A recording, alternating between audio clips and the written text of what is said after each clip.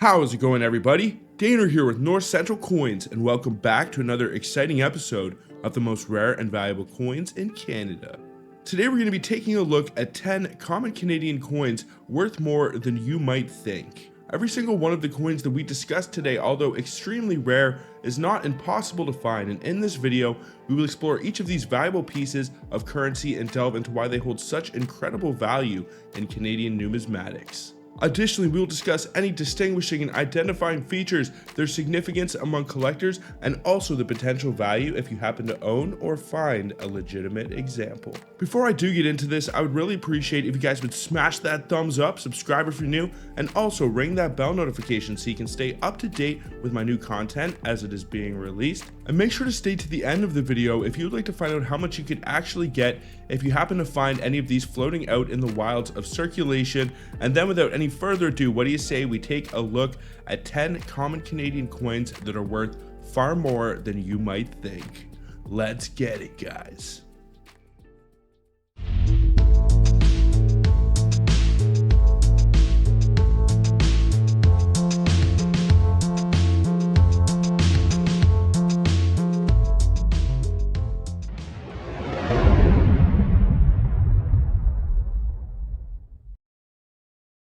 First introduced in the year 1858 as a small, thin sterling silver coin commonly known as fish scales, the original version was not made of nickel. The transition to a larger base metal version composed of pure nickel occurred in the year 1922, making it more similar in size and specifications to the American nickel.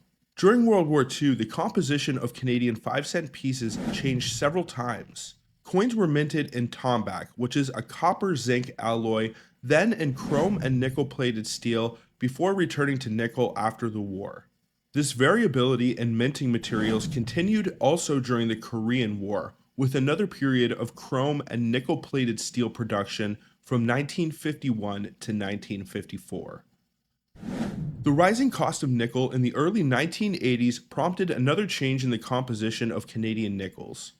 In 1982, the coins began to be made from cupronickel, an alloy similar to the US nickel. More recently, Canadian nickels have been minted in nickel-plated steel, which includes a small amount of copper. This shift was driven by the need to reduce production costs and also conserve nickel resources. As a consequence of the rising price of nickel and subsequent changes in coin composition, pre-1982 Canadian 5-cent pieces have been gradually removed from circulation by the alloy recycling program. Today, only cupronickel and modern multiply-plated steel 5-cent coins are considered circulation pieces, but that doesn't mean that you can't spend older nickels at your bank. These changes in composition have made pre-1982 Canadian nickels a popular item among collectors and those who wish to stack them for their nickel content. When discussing Canadian coin errors, it's crucial to understand the distinction between double dies and machine doubling. These errors result from different processes during coin production and have distinct characteristics that can affect their value and collectability greatly.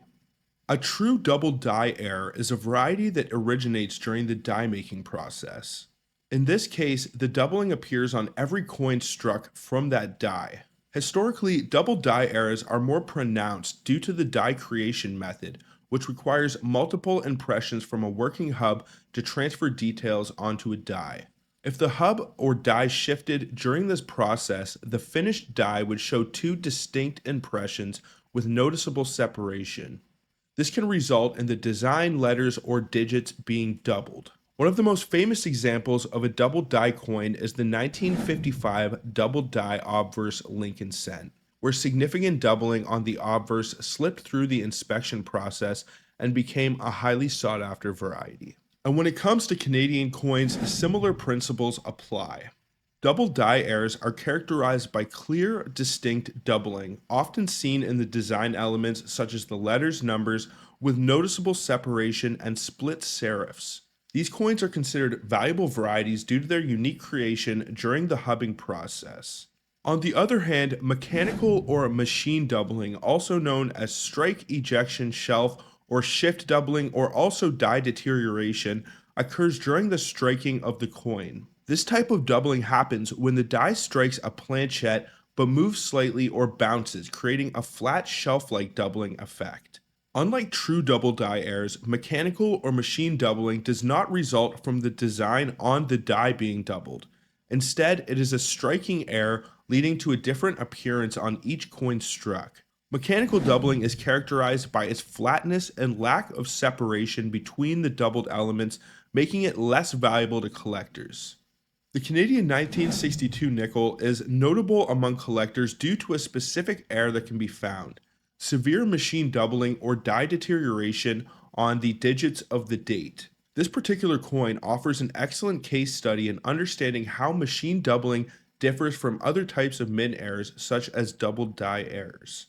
Machine doubling, also known as mechanical doubling, occurs during the striking process when the die impacts the planchette. If the die is not properly seated or shifts slightly upon striking, it results in a flat shelf-like doubling. This is unique and distinct from true double die errors, which originate during the die making process and exhibit clear, separated doubling on all the coins that were struck from that die. On the Canadian 1962 nickel, machine doubling is apparent in the date, where the digits show a flat or somewhat smeared appearance rather than the crisp doubled image that can be seen in double die errors. The date may also appear three-dimensional if you look at it under close magnification. Die deterioration is a result of the die wearing out over time. As the die ages and strikes more coins, the fine details start to wear down, leading to a less sharp and sometimes distorted impression. For the 1962 nickel, this could mean that the digits in the date appear less defined with a more mushy or spread out look. When combined with the machine doubling, this creates a characteristic error where the digits of the 1962 on the reverse of the coin seem to have a pronounced flat doubling effect, lacking the sharpness and separation that you will find on true double die coins. The presence of severe machine doubling on the 1962 Canadian nickels can be attributed to the intense production demands and the conditions under which the dies were used. During high production periods, such as in the early 1960s, dies were often used for extended periods, increasing the likelihood of both die deterioration and striking errors. The combination of a worn die and slight shifts during the striking process would produce the notable doubling on the 1962 Canadian nickel. Now, identifying this particular error involves closely examining the digits of the date of 1962 on the reverse of the coin. You should look for flat, shelf-like appearance of the digits which will not exhibit the clear separation which would be characteristic of a double die. Instead, the doubling will appear as an offset, somewhat smeared duplication of the numbers, which will almost make them look three-dimensional. This is a clear indicator of machine doubling and distinguishes it from other mint errors. Understanding the nature of coin errors such as machine doubling or die deterioration will only enhance your appreciation and knowledge, and those interested in minting anomalies or error coins, this is definitely something that you want to study up on. While not as rare as valuable as true double die errors, coins with significant machine doubling still offer a glimpse into the complexities of coin production and the challenges faced by mints maintaining die integrity over long production runs. Now, before we get into the values of this coin, some of the details and specifications, if any of these are off, it may indicate that it is not a legitimate example. Now, the overall mintage for 1962 Canadian nickels is 46,307,305. It is composed of pure nickel. It has a weight of 4.54 grams, a diameter of 21.21 millimeters. The edge is 12-sided. It has a die axis in metal alignment, as is the standard for most Canadian, British, and Australian coins. And it was designed and engraved by Thomas Humphrey Paget for the obverse and G.E. Kruger Gray for the reverse. Now, as we start to get into the values for this coin, once again, you want to identify doubling on the date of 1962 on the reverse of the coin. If you want to be able to get the most amount of money out of this, you want it to be on all of the digits. And the easiest visual identifier of machine or mechanical doubling for this coin is it should make the date appear almost three-dimensional. Now, if you can identify the doubling on the date on your 1962 Canadian nickel, it can add a slight premium on the low end. It can be worth around $1 at the very bottom of the Sheldon scale, which honestly isn't too bad of a premium considering it's only a 5-cent investment. It's worth around 10 to 12 cents in nickel melt value. Now, as you start to go up, it can be worth around $8 for an AU50, and as you start to get into the MS range, you start to see some pretty high price jumps. It can be worth around $15 for an MS60, and the highest current evaluated price is $350 for an MS65. If you were to find one and it graded any higher, I don't doubt that you could easily get around $1,000, especially if it hit around the MS67 mark. Your best chance of being able to find a high grade example of one of these would be out of a 1962 uncirculated roll. You can find them out there if you look around. I have actually found 1964 uncirculated rolls and picked them up from my local coin shop from a pretty good price, hoping to maybe find that extra waterline, but I never actually busted the rolls open. If you guys would like to see me bust some rolls like that open in some future videos, let me know down in the comments. But this is a good one that you could definitely cherry pick out of an uncirculated roll. If you're able to pick the roll up anywhere from $10 to $25 and you had a few or the entire roll has some of these double dates in there, then you could definitely turn a really good profit.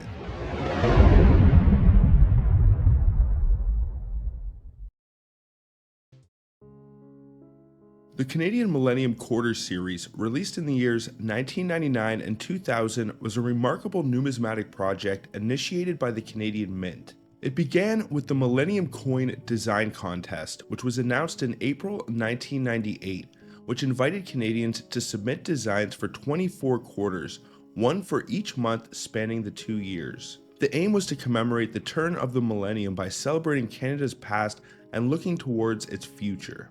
The series was divided into 2 parts. The 1999 quarters were designed to reflect Canada's history, while the 2000 Millennium quarters looked ahead to the future. Each of these different coins bore a unique design representing a particular aspect of Canadian heritage or culture. The 1999 quarters were labeled with the retrospective month of issue and showcased various themes significant to Canada's past. These included the country's growth and development, its natural wonders, and its cultural diversity. The designs ranged from depictions of historical events to symbols of Canada's natural beauty and the contributions of its Indigenous peoples. Following the success of the 1999 series, the Canadian Mint continued the project into the year 2000 with a focus on themes representing Canada's future. These themes ranged from technological advancements to social progress and environmental stewardship. Upon release, these coins were widely circulated and became cherished collectibles, appealing not only to numismatists, but also to those Canadians eager to commemorate the milestone of the new millennium.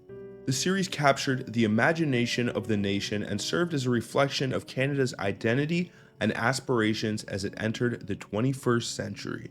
The Canadian Millennium Quarter Series is a true testament to the Mint's commitment to commemorating significant moments in Canadian history and culture through the artistry of coinage. It remains a cherished part of Canada's numismatic history, offering a glimpse into the country's past and also hopes for the future. Now, what do you say we get into the coin that you guys are all here to find out about? The 1999 Canadian Millennium Quarter Series included a rare air known as the September Overstrike, although it's more accurately described as a die clash.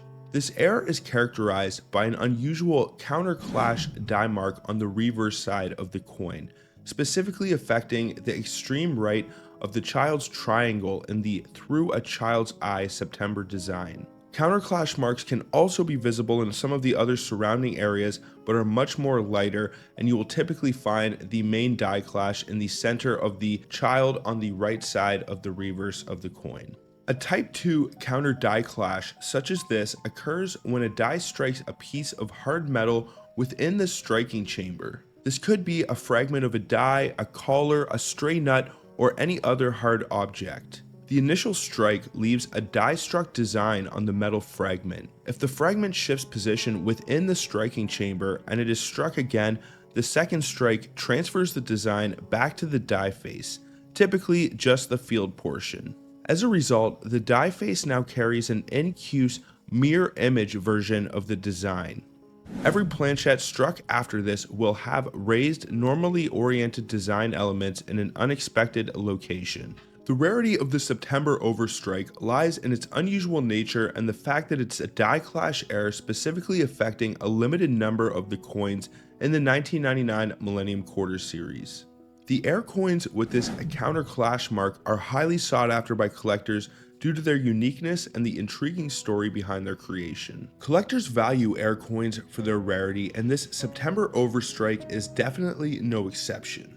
These coins often command higher prices in the numismatic market, especially among those specializing in air coin collecting. The specific design and theme of the Through a Child's Eye September quarter makes this air particularly fascinating to collectors, and it adds an extra layer of interest to an already distinctive design. So anyone out there who has a birthday in September and is into coin collecting may be extra keen to acquire one of these. Identifying the September overstrike air in the Canadian 1999 Millennium Quarter series involves recognizing specific characteristics on the reverse side of the coin, particularly in the design element representing the Through a Child's Eye. Now here are some of the key features to look for to identify this overstrike or die clash air.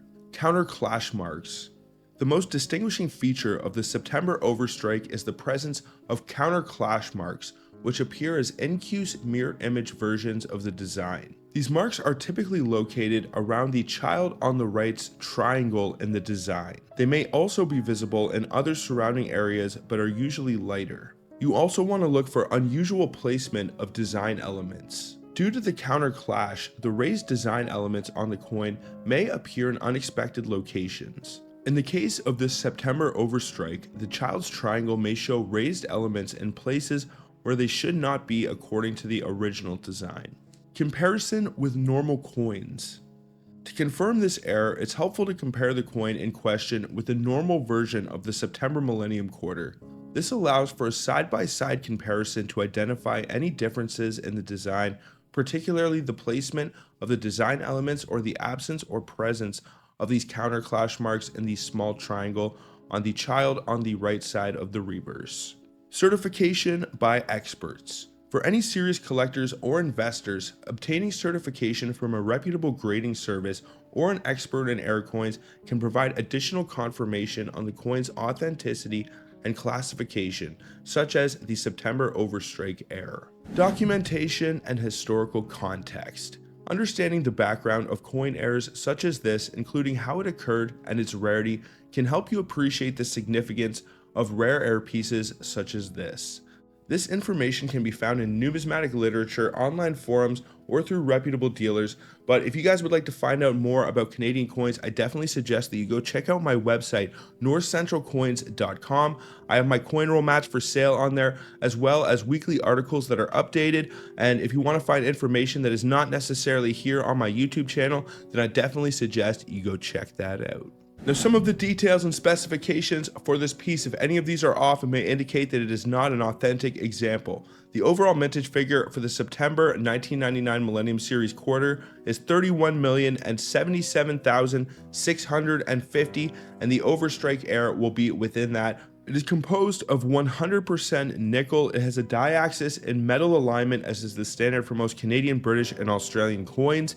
It has a weight of 5.05 grams and a diameter of 23.88 millimeters.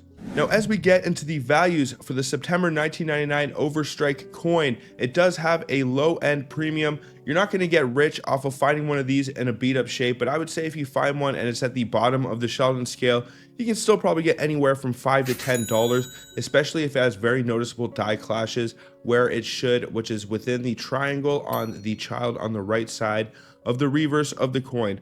But if it can score around the AU50 mark, it can be worth around $25.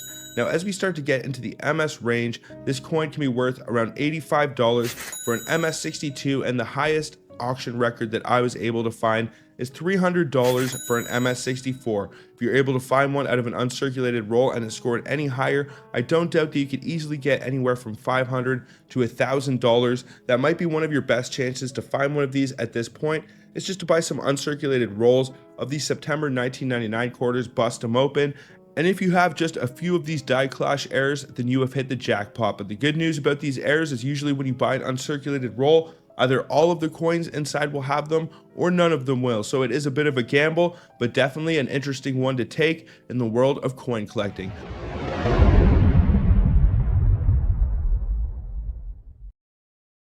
The 1957 Canadian bugtail nickel is a notable error found on Canadian nickels, specifically affecting the Queen Elizabeth II 12-sided nickels minted in 1957.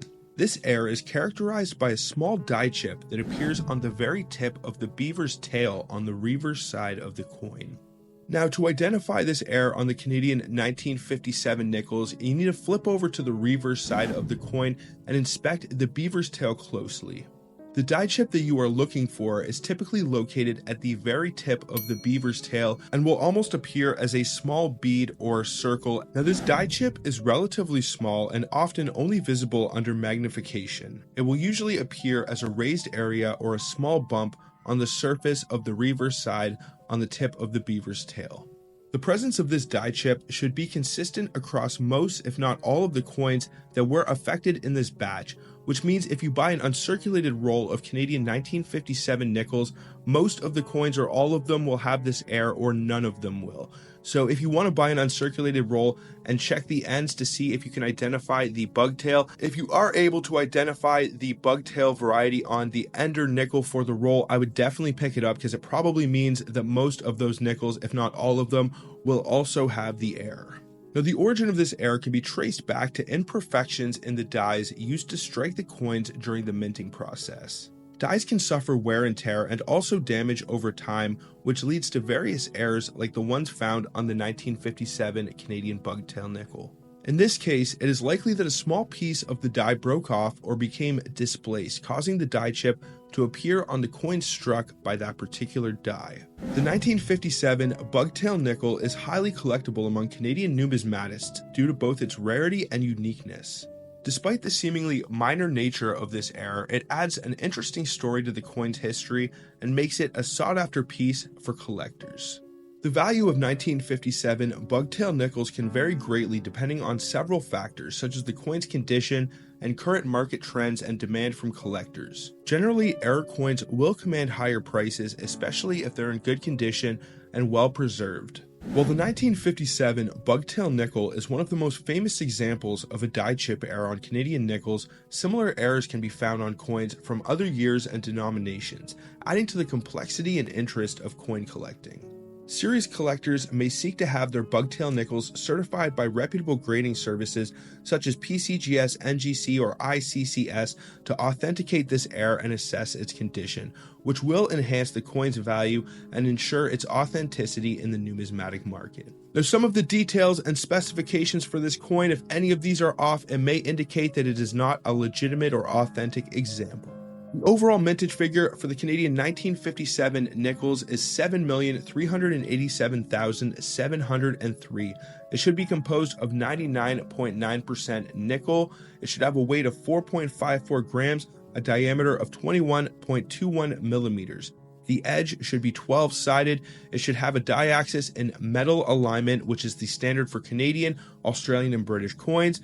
The obverse was designed and engraved by Thomas Humphrey Paget, and the reverse by G.E. Kruger Gray. Now, first, we will get into the low-end values for the Canadian 1957 bugtail nickels. Once again, quickly, if you want to be able to identify the bugtail, you want to flip over to the reverse side and take a look at the very tip of the beaver's tail. And if you can locate a small die chip, which should appear like a small round bead, then you may have this rare variety. I definitely suggest that you look under a microscope or zoom in with your phone and then get a second opinion if you want to get it graded, but still this is a pretty simple one to identify. Now, in terms of the low end value, it does have a premium on the low end. It's not super valuable, but if you find one that's pretty beat up and worn and been put through the meat grinder, it can be worth around $2 for a VG8 example, which is pretty much at the bottom of the Sheldon scale. It can be worth around $15 for an AU50 example. Now, as we start to get into the high-end values and the mint state range, it can be worth around $30 for an MS60. Now, just to give you guys a comparison, the 1957 Canadian nickel without the bugtail attribution is only worth around $2 for an MS60. So that is a huge price jump and a huge premium for a pretty minor error. And the maximum value that this coin is currently listed for is around $500 for an MS65 If you're able to find one and it's scored any higher, I don't doubt that it can be worth up to $1,000 for an MS-67 example, but still it does hold a low-end value, and it is definitely sought after by experienced collectors and Canadian coin heirs.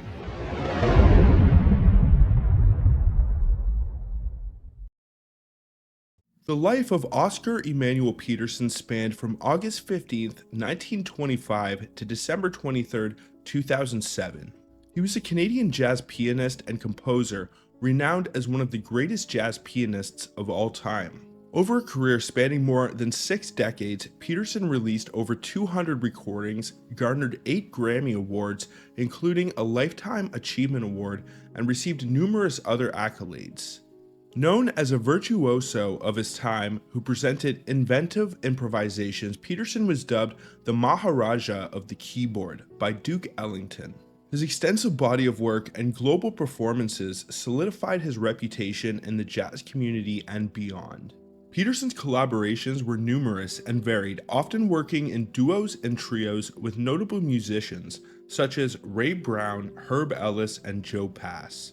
His early trio, featuring Brown and Ellis, was particularly celebrated for its cohesiveness and musical synergy. Peterson's ability to adapt and thrive in different ensemble settings highlighted his versatility. Notably, his trio's recording On the Town with Oscar Peterson Trio, captured live in Toronto, is praised for its emotional and musical depth.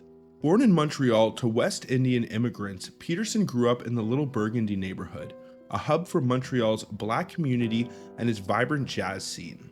Initially trained on both trumpet and piano, a bout of tuberculosis shifted his focus solely to the piano.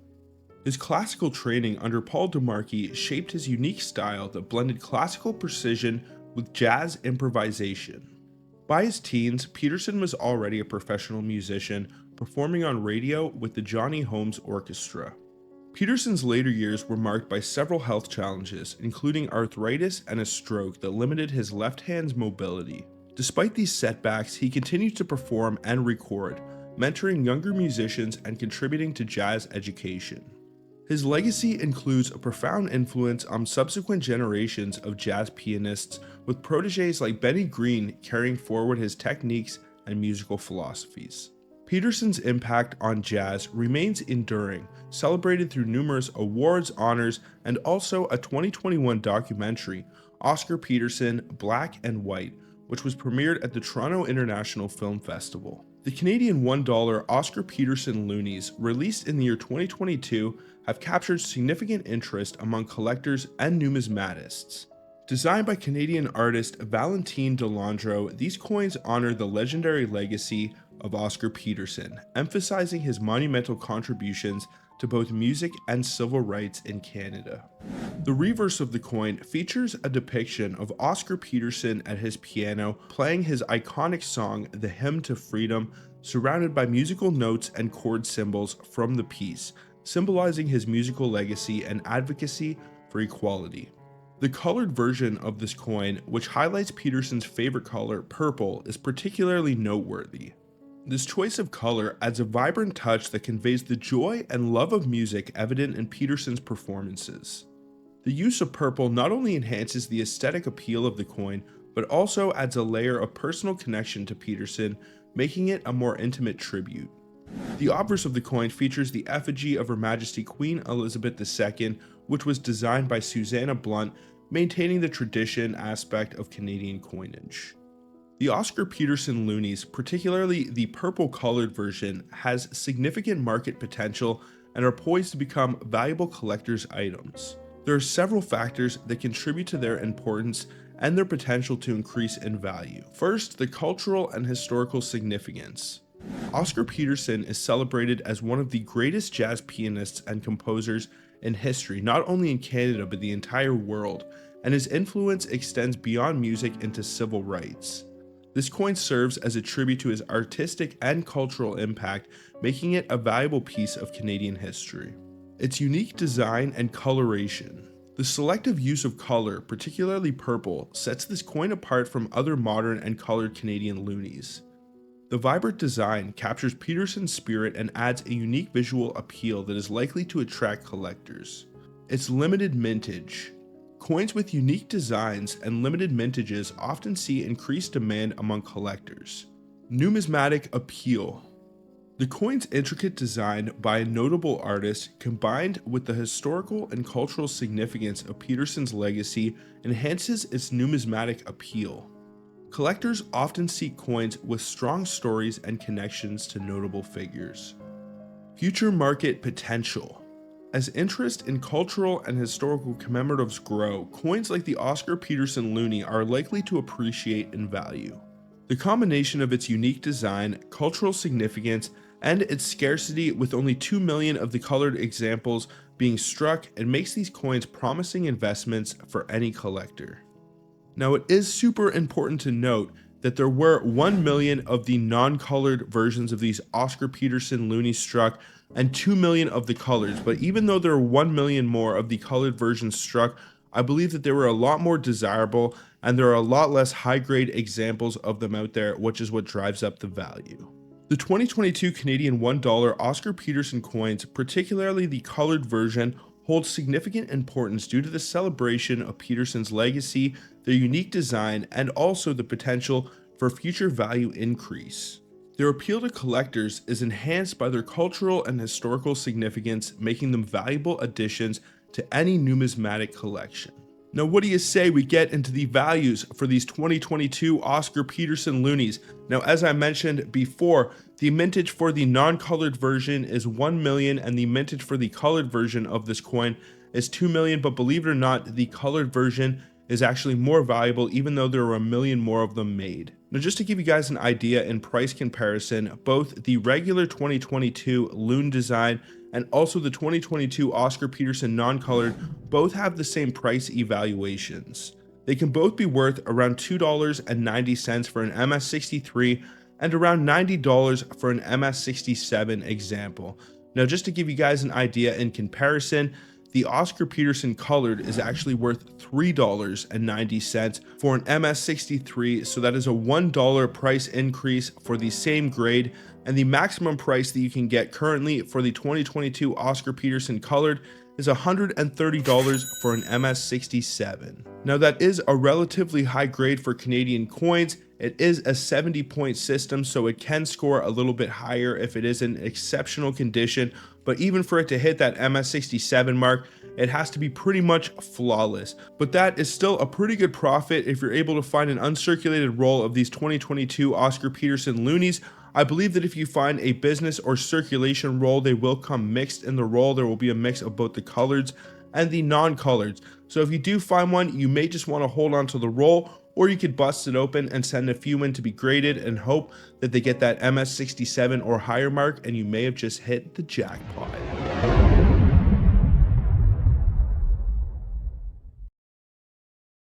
Die chip errors such as the pedestal D, pedestal S, and pedestal 0 varieties can be found on the 2000 Canadian Toonies and are intriguing anomalies that captivate both numismatists and collectors alike. Understanding the nuances of each of these varieties requires a keen eye for detail and also an appreciation for the intricacies of the minting process. So what I will do is I will go through each of the 3 different pedestal varieties that can be found on the 2000 Knowledge Toonies, and I will tell you how to identify them, and then we will discuss the values of all of these rare coins.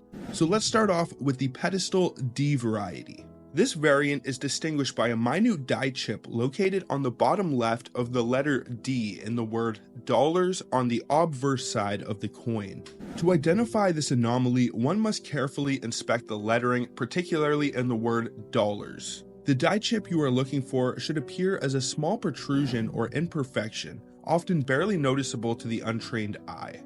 The die chip in the pedestal D variety can be located to the bottom left of the D in the word dollars. Moving on to the pedestal S variety. To identify this, you have to direct your gaze towards the bottom center of the letter S in the word dollars on the obverse side of the coin. If you can identify a small die chip at the bottom center of the letter S in dollars, then you have the pedestal S variety. Identifying these anomalies requires meticulous scrutiny of the coin's surface, with a focus on pinpointing any deviations or irregularities in the lettering. And then last but not least, we have the pedestal 0 variety, which presents a unique die chip error on the reverse side of the coin. So to locate this anomaly, you need to flip over to the reverse and then look at the last digit of 0 in the date of 2000 that is engraved on the coin. If you can find a tiny die chip at the bottom right of the digit 0, it will set it apart from the standard issue Toonies and you will have the pedestal 0 variety. Now, how exactly do these rare die chip errors come into existence? The creation of die chip errors is a result of various factors inherent in the minting process. During the production of coin dies, which are used to stamp designs onto blank planchettes, imperfections can occur due to wear and tear, improper maintenance, or even minute particles becoming lodged within the coin dies.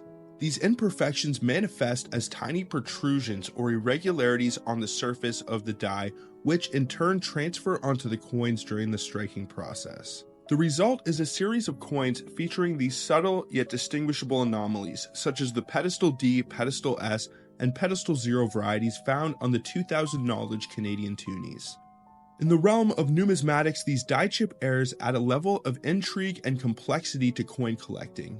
They serve as tangible reminders of the meticulous craftsmanship and inherent variability that is present in the minting process. As enthusiasts continue to seek out these fascinating anomalies, they contribute to the rich tapestry of numismatic history, preserving and celebrating the quirks and intricacies of coinage for generations to come. Now, some of the details and specifications for the Canadian 2000 knowledge Toonies, if any of these are off and may indicate that the coin is not authentic, Canada actually has a huge problem with counterfeit Toonies. It is not too often that you will find general circulation coins that are counterfeited because usually it will not be profitable, but in the case of the Toonies, it is actually profitable for them to make counterfeits simply because the material that is used is cheaper than the actual face value of the coin. The dates you will usually find for Canadian counterfeit Toonies are 1996, 2000 knowledge Toonies, and also 2005 and 2006, so you definitely want to make sure all of the specifications are bang on if you want to identify any of the pedestal varieties and be able to get the maximum amount of money out of this coin, because if you identify these on a counterfeit, it will be pretty much worthless. So the coin is composed of 100% nickel for the outer ring, and the inner core is composed of 92% copper, 6% aluminum, and 2% nickel. It has a weight of 7.3 grams. It has a diameter of 28.00 millimeters for the exterior and 16.8 millimeters for the center, with a thickness of 1.80 millimeters. It was designed and engraved by Dora DePadre Hunt for the obverse and Cosme Saffioti for the reverse. The edge is interrupted serration, and the die axis is in metal alignment, as is the standard for most Canadian, British, and Australian coins.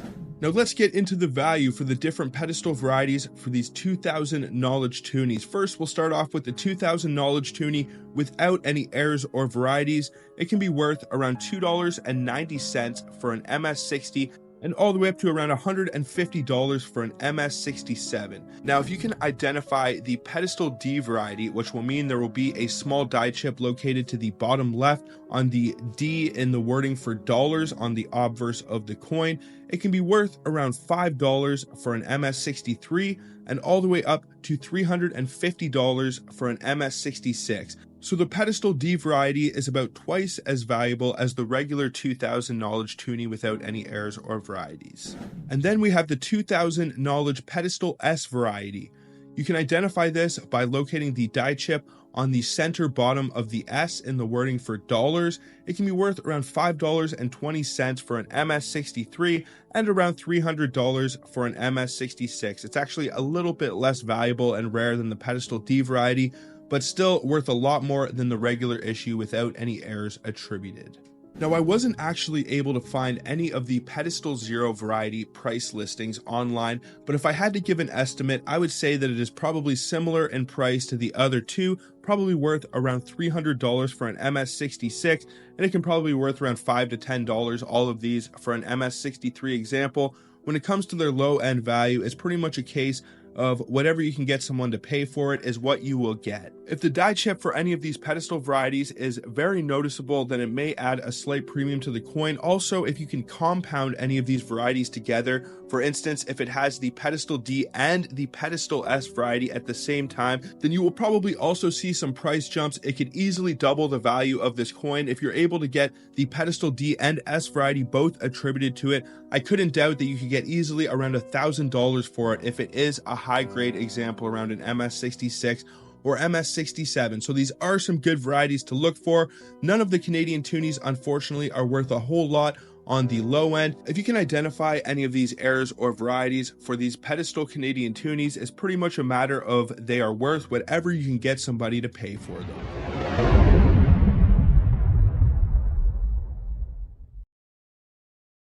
In the 1950s, a comprehensive study was conducted to evaluate the operational efficiency and infrastructure of the Canadian Mint, which had suffered physical deterioration in the aftermath of World War II. The Mint facilities were found to be overcrowded and outdated and unable to meet the increased demand for coin production.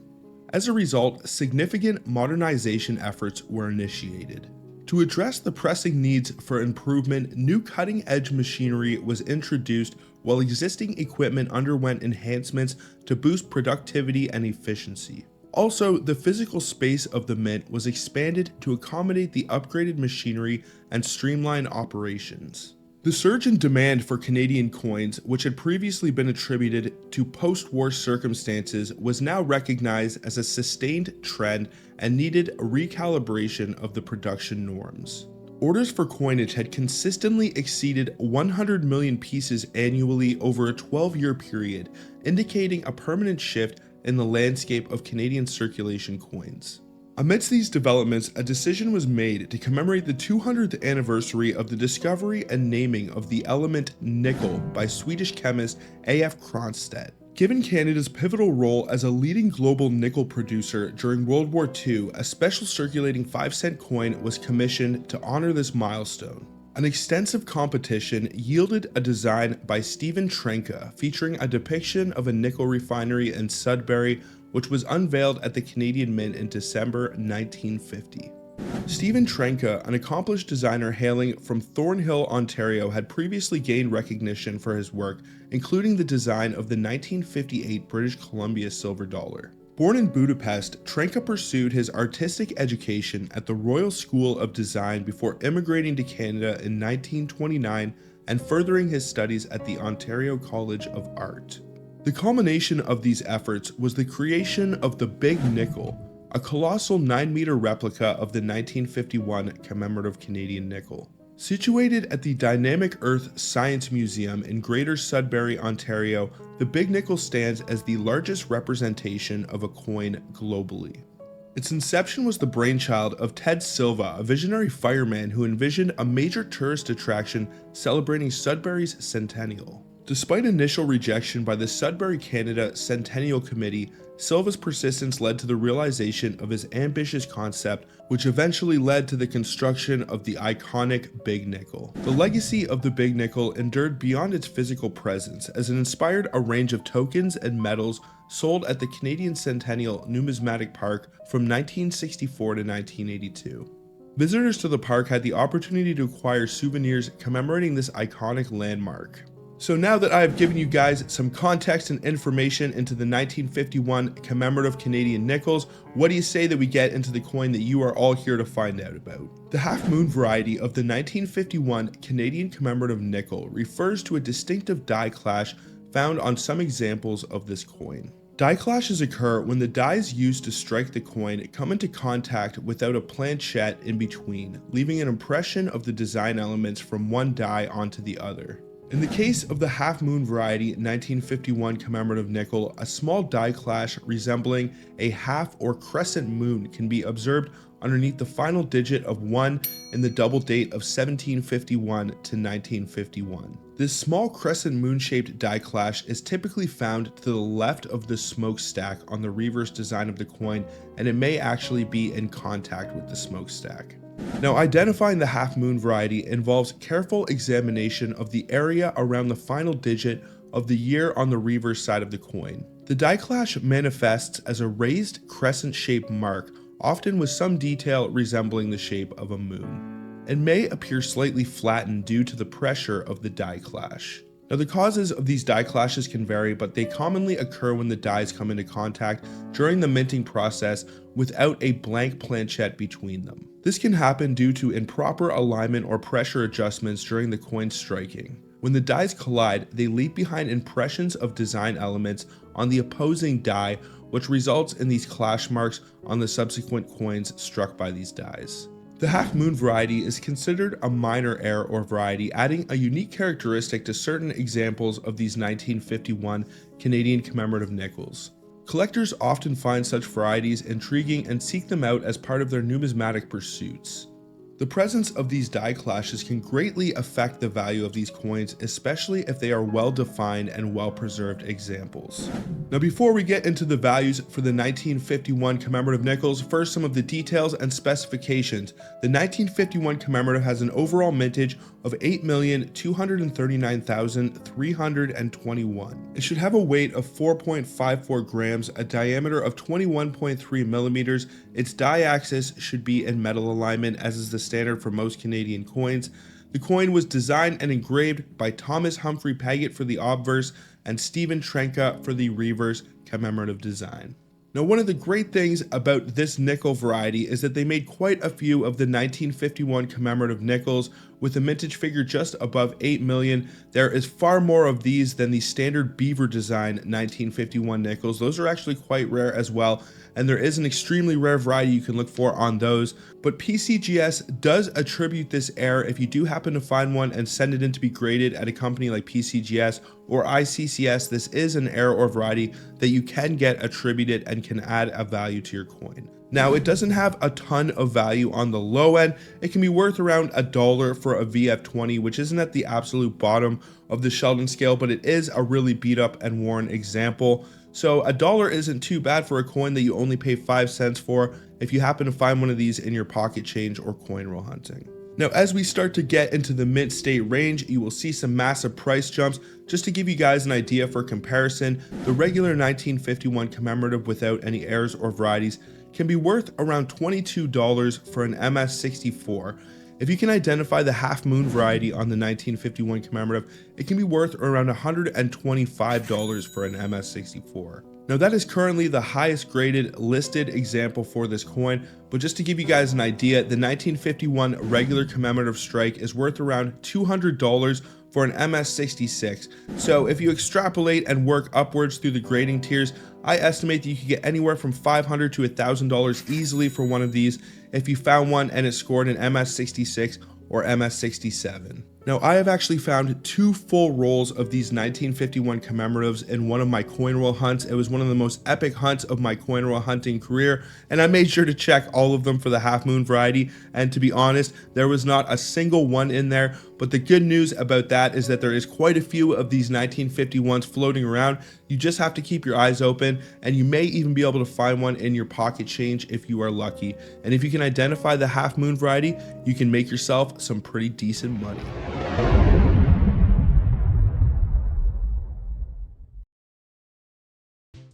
Between the years 1997 and 2001, the Royal Canadian Mint did not produce loonies for general circulation.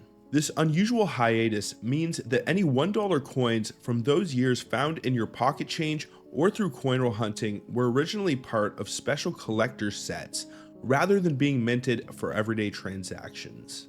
The decision not to mint loonies for general circulation during this period could have been influenced by several factors, including sufficient stock of existing coins, shifts in minting strategies, or cost-saving measures. This unique gap in production makes the few loonies that were produced during these years particularly noteworthy and rare. In 1997, to commemorate the 10th anniversary of the iconic Loonie, which was introduced in 1987, the Royal Canadian Mint released several special versions of the $1 coin. One of the standout pieces from that year is the Flying Loon Proof-like Loonie. This coin features a unique depiction of a loon taking flight, capturing a dynamic and elegant moment in nature, distinct from the standard Loonie design. This unique reverse design also bears the dual date of 1987 to 1997, celebrating a decade since the loonie became a staple in Canadian currency. Although these NIFC coins were not released in general circulation, they were included exclusively in sets meant for collectors, adding to their exclusivity and scarcity. The most rare of all of the 1997 Canadian $1 coins that you might actually stumble across in your pocket change is the proof-like version of this flying loon dollar coin.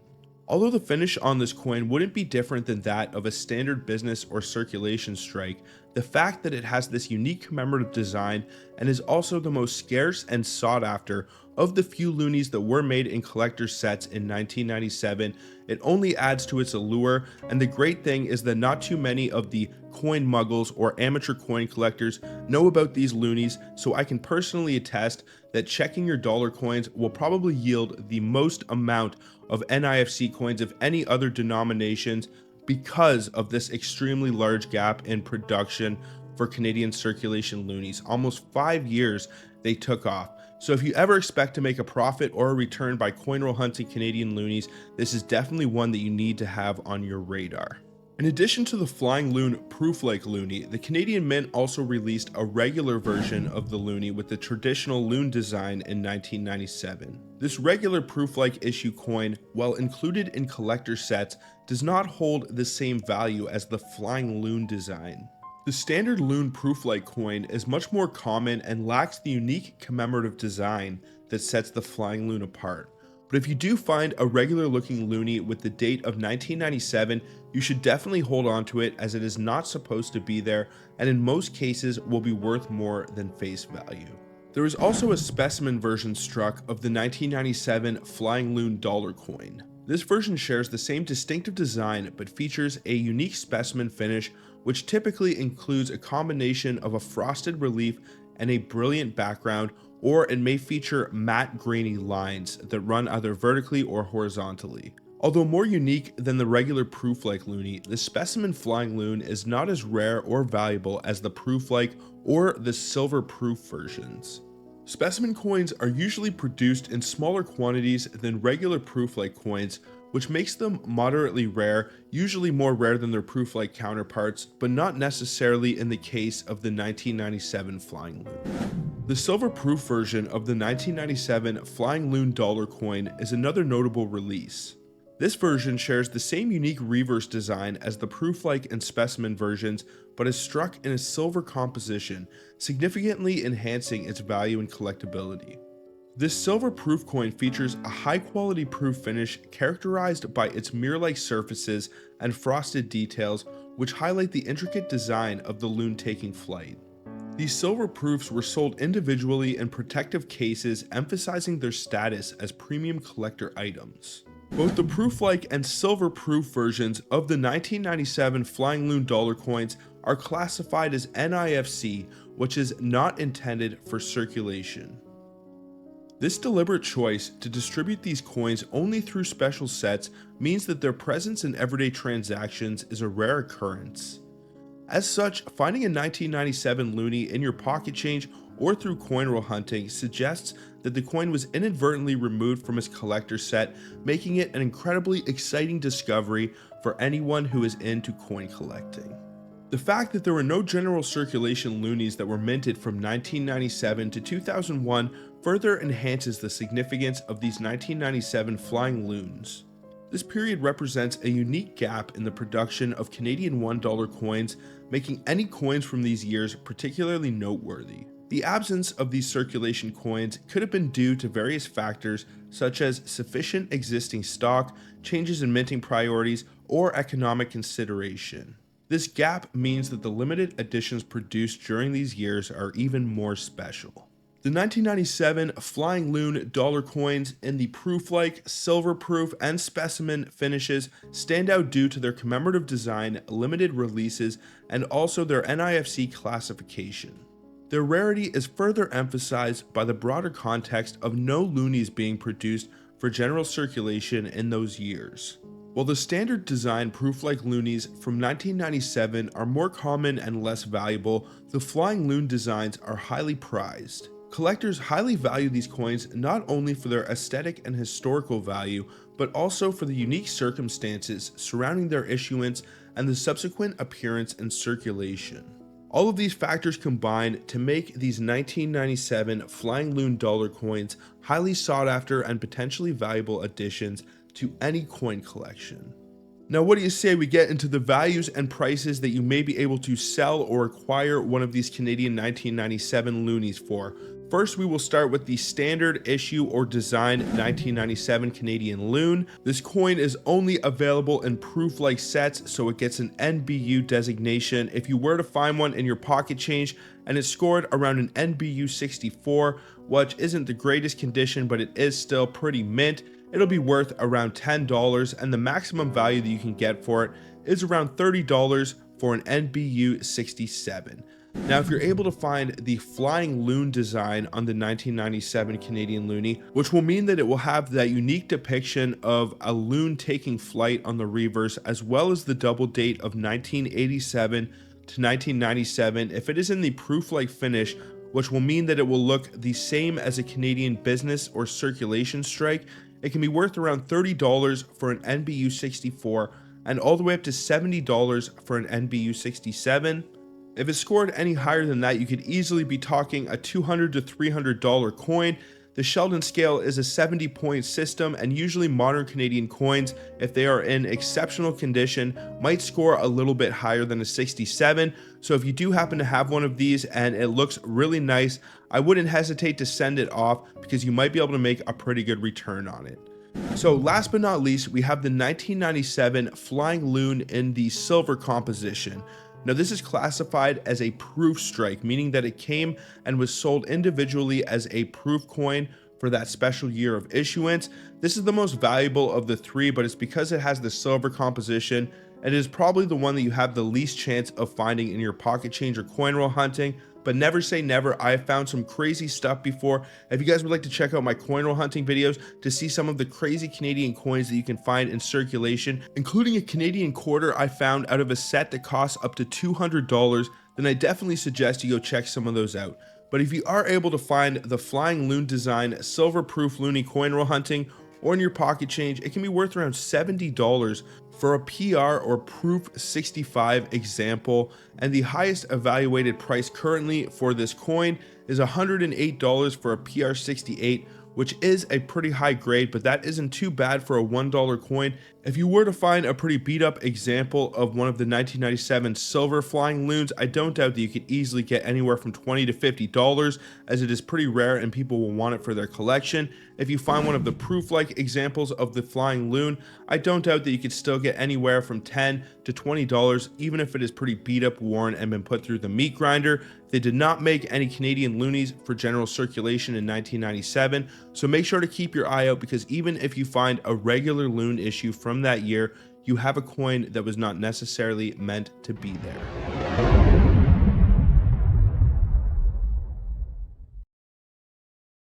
The Canadian 2002 Toonies, featuring the unique date inscription of 1952 to 2002, hold a special significance in the realm of Canadian numismatics. These coins were released to commemorate Queen Elizabeth II's Golden Jubilee, and these coins symbolize a milestone in Canadian coinage history. The obverse side of the Toonie depicts the effigy of Queen Elizabeth II, while the reverse side features the iconic image of the polar bear. The introduction of the bimetallic Toonie in 1996 revolutionized the country's currency, providing enhanced durability and security features. The $2 coin, with its distinctive outer ring and inner core, quickly gained popularity among Canadians and collectors alike. The 2002 Toonies are part of a broader series of Canadian coins minted that year, each carrying its own significance and design elements. From the double-dated penny all the way to the uniquely designed commemorative 50-cent pieces, these Canadian 2002 coins reflect the country's rich cultural heritage and diverse landscapes. One interesting fact about the Canadian Toonie is its nickname, which derives from a combination of two and loonie. The term loonie refers to the $1 coin featuring a common loon design on its reverse side. When the bimetallic $2 coin was introduced, Canadians naturally dubbed it the Toonie, emphasizing its double denomination. This unique naming tradition adds a touch of whimsy to the Canadian coinage system, further enhancing its charm and appeal to collectors worldwide. The dot and H variety for the 2002 Toonie is a fascinating heir that adds a layer of intrigue to this already collectible coin. This heir manifests as a small dot, likely a die chip, situated in the bottom half of the letter H in the word Elizabeth, on the obverse side of the coin. Located beneath the center line of the H and nestled between the two side lines that form the letter, the dot and H heir is a subtle yet distinctive characteristic that sets certain specimens apart from the standard circulation coins. Identifying the dot and H variety requires a keen eye for detail. Numismatists and collectors often scrutinize the lettering on the obverse of the coin, paying particular attention to the word Elizabeth. Upon close inspection, the presence of a small dot between the center line of the H should be apparent.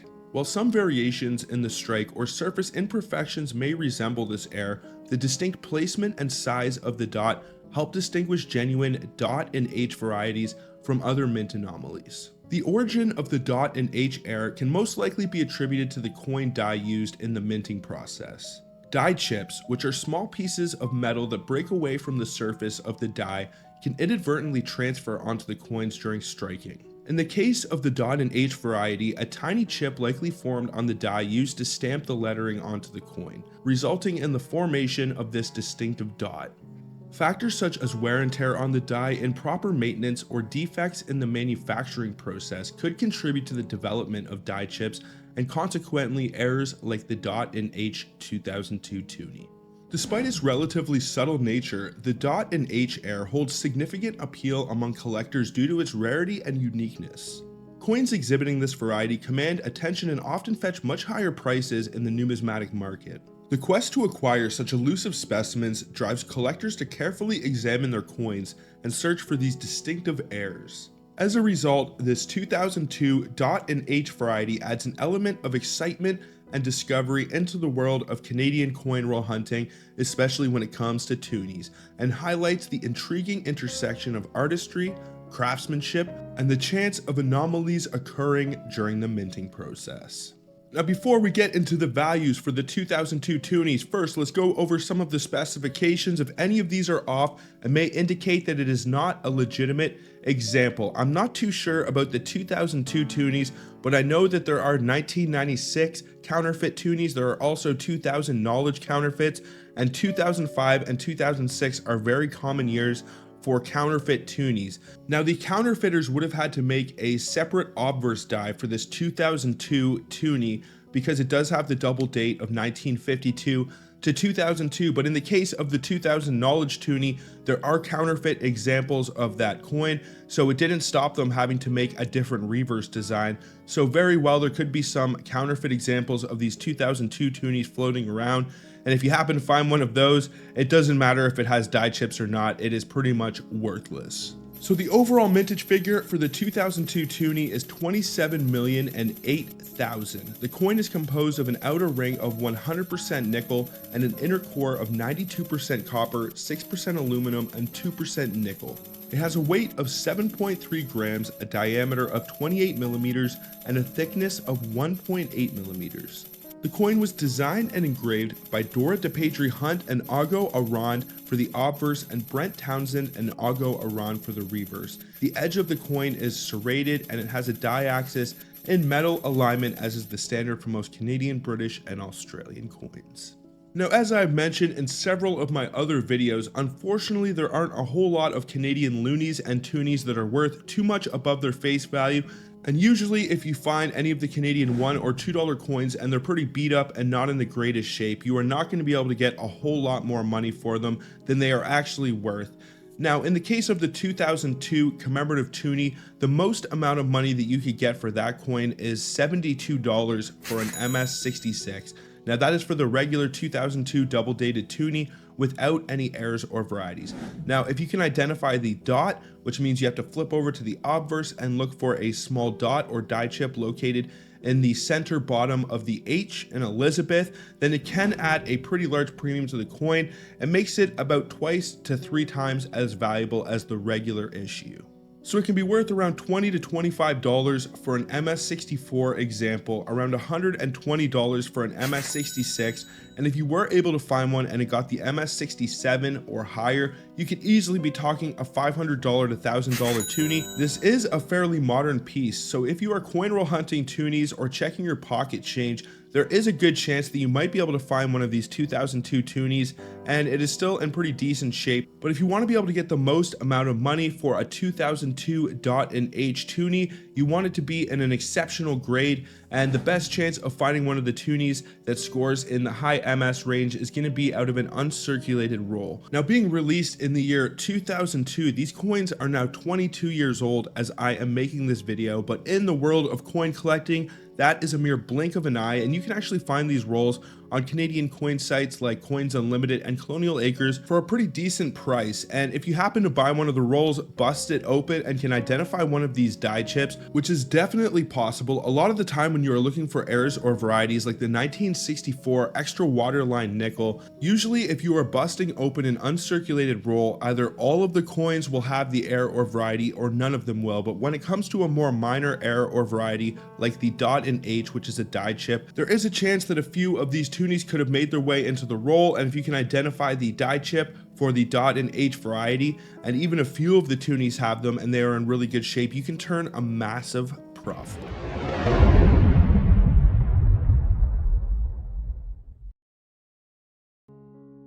The Canadian Mint's transition to multiply plating technology in the year 2000 marked a significant shift in the production of Canadian circulation coinage. This innovative method, patented by the Canadian Mint, aimed at saving costs while enhancing the durability and security of coins. Prior to the adoption of multiply plating, coins such as the 5, 10, 25, and 50-cent pieces were minted from nearly pure nickel alloys and silver in earlier years. Eventually, the $1 and $2 coins also underwent this process in the year 2012.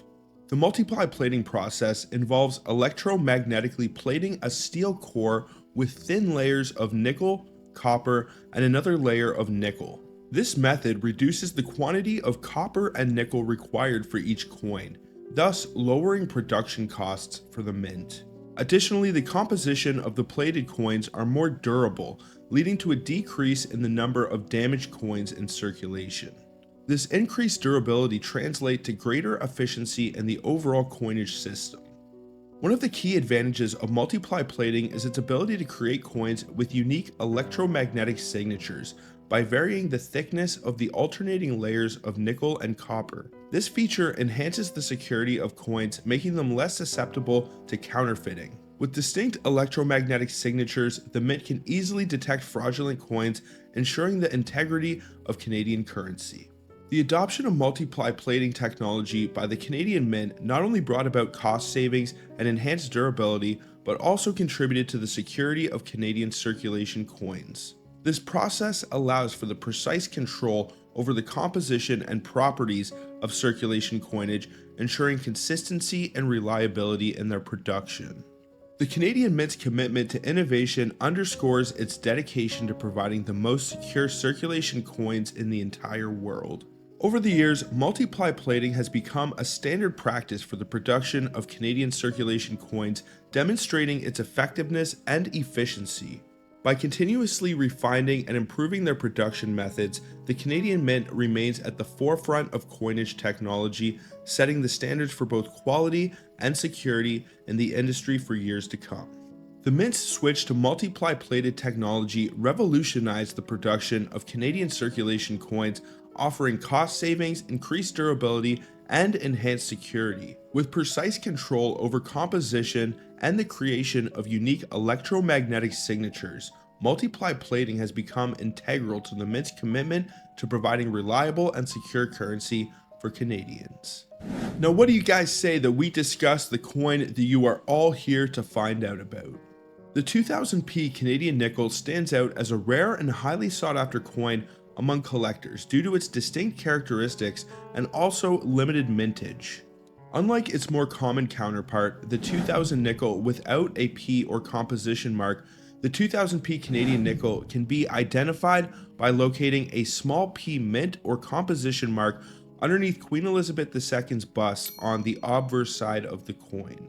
This subtle yet incredibly important marking sets it apart and adds to its overall rarity. With a mintage of only 4,899,000, the 2000p nickel is significantly scarcer compared to the standard 2000 nickel, which has a much higher mintage of 105,868,000. This lower mintage figure contributes to its desirability among collectors, as scarcity often enhances the value and appeal of a coin.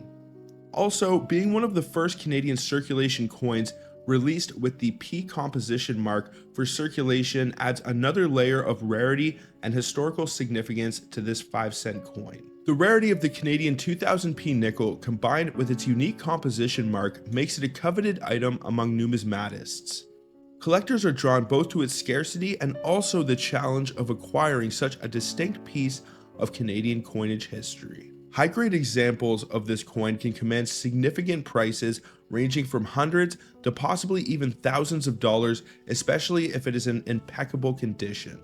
The main draw and appeal of one of these 2000p nickels extends beyond its rarity and limited mintage. Its design and quality also contribute to its desirability. The obverse of the coin features the familiar portrait of Queen Elizabeth II, and on the reverse, the coin has the iconic beaver design. Now, back when I was in the prime of my coin roll hunting career and I was searching a few boxes of nickels a week, I would stumble across these 2000p's somewhat regularly. Depending on where you are in the country, you will find more or less of them, but I found about one per box, and usually you will find that they look a lot nicer than the standard Canadian 2000 nickel without the mint mark. It is a little bit shinier, and because of that multiply plating, it adds a layer of sheen that the regular ones just do not have.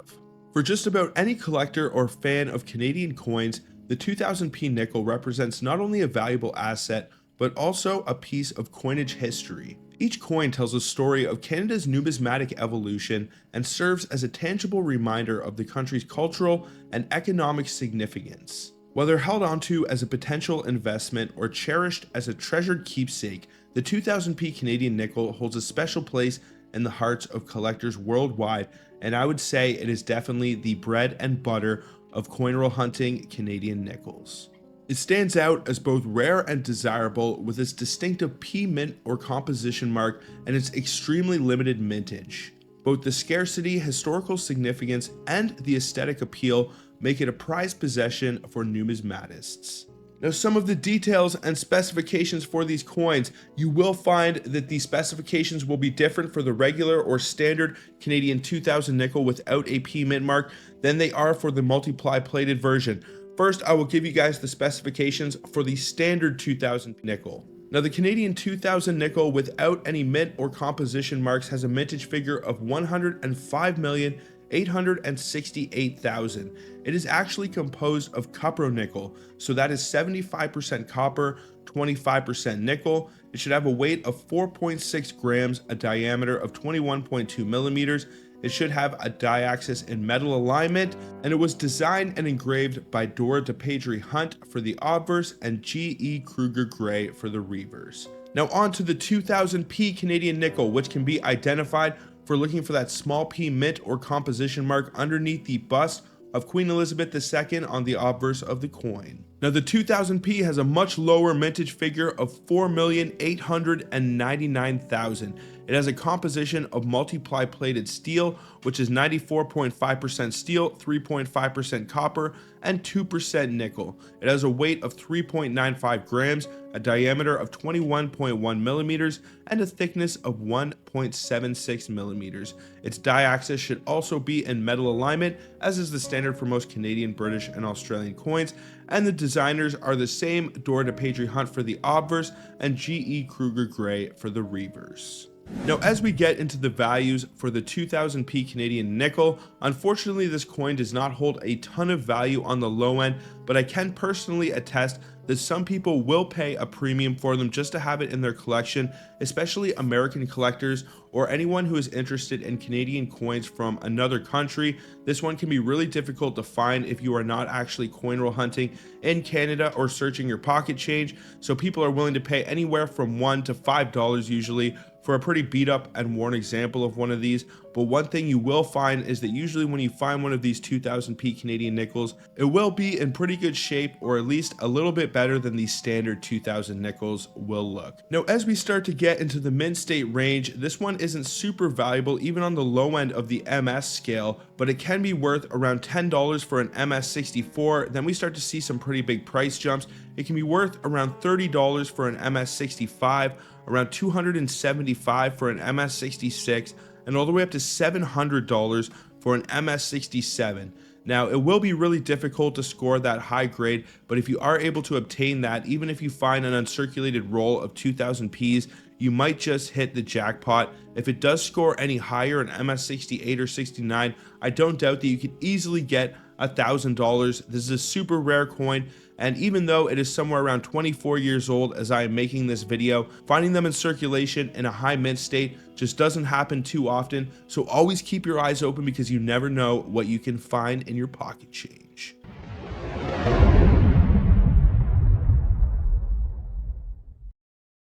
The 1996 beaded border Toonie is considered the holy grail of Canadian $2 coins. With only 4 examples currently certified by PCGS, it stands out as the most valuable and rarest Toonie in circulation today. This coin is distinguished by a unique design feature, a ring of beads around the rim on both the obverse and reverse sides of the coin, which sets it apart from the final designs of standard 1996 Toonies. Now, there are 2 primary theories regarding the origin of the beaded border Toonie. First, there is the pattern experiment theory, which suggests that these Toonies were produced as pattern coins, which are typically experimental pieces created to test new designs or minting techniques. Under this theory, the beaded border Toonie was an experimental design that was ultimately not adopted, resulting in only a few coins being produced.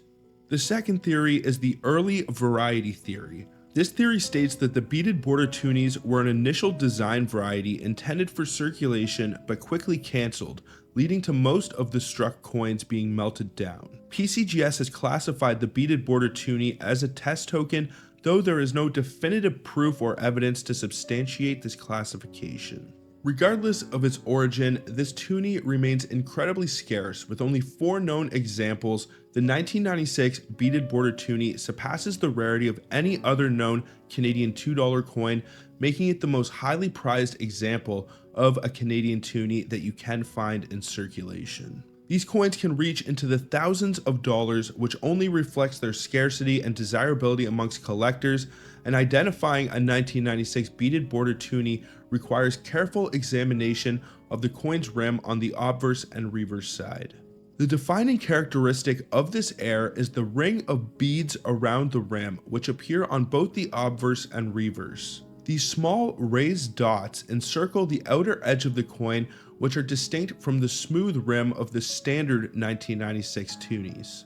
Apart from the beaded border, the rest of the design matches the standard 1996 Toonie, with the obverse featuring Queen Elizabeth II's effigy and the reverse displaying the iconic polar bear design by Brent Townsend. Now, these 1996 beaded border Toonies hold significant value not just because of their rarity, but also due to the mystery and intrigue surrounding their creation.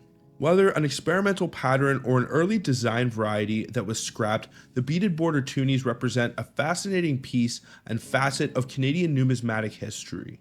If you do ever come across a 1996 Toonie with a beaded border, you might just be holding one of the rarest and most valuable coins of your life. Now, before we get into the values for this coin, some of the details and specifications, if any of these are off, it may indicate that it is not a legitimate example. Now, first, the mintage figure for the Canadian Planchette 1996 Toonie is $315,483,000. They did contract Deutsche Nickel to produce 10 million of the German planchettes for the Canadian 1996 Toonie. The outer ring is composed of 100% nickel, and the inner core is composed of 92% copper, 6% aluminum, and 2% nickel.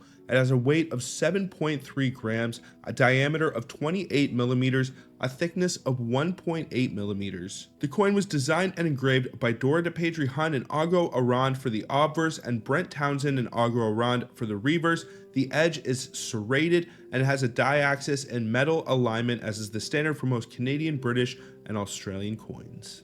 The mystery behind the creation of the 1996 beaded border Toonie's design and also its scarcity has significantly increased its interest among collectors.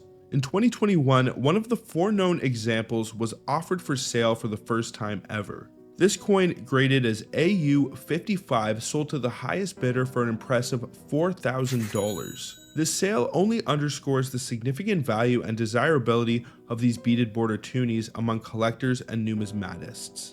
This coin's unique design, coupled with the extremely limited number of known examples, makes it the most highly sought after prize of the Canadian $2 coins in circulation today. Collectors and enthusiasts alike are drawn to the intrigue surrounding its creation and the challenge of identifying such a rare piece. If you do suspect that you may have found one of these beaded border Toonies, it is essential that you have it authenticated by a reputable grading service such as PCGS or ICCS to confirm its authenticity and also potentially unlock its true value. If you were to find one of these and it's scored in the mint state range, I don't doubt that you could easily get anywhere from $10,000 to even $100,000 if this coin is in impeccable condition. So make sure to give those old Toonies a look over, because you don't want to accidentally let a gem or holy grail slip back into the wilds of circulation and miss out on a potential huge payday. Now, what do you guys think about the 1996 beaded border Toonie? What would you do if you ever found one, or if you ever have found any of the coins that I discussed in this video? Please let me know down in the comments. I would love to know. Also, I would really appreciate if you guys would smash that thumbs up, subscribe if you're new, and also ring that bell notification so you can stay up to date with my new content as it is being released. But I think that is pretty much going to do it for this one, folks. So until the next one, everybody, peace out and have a good one, y'all.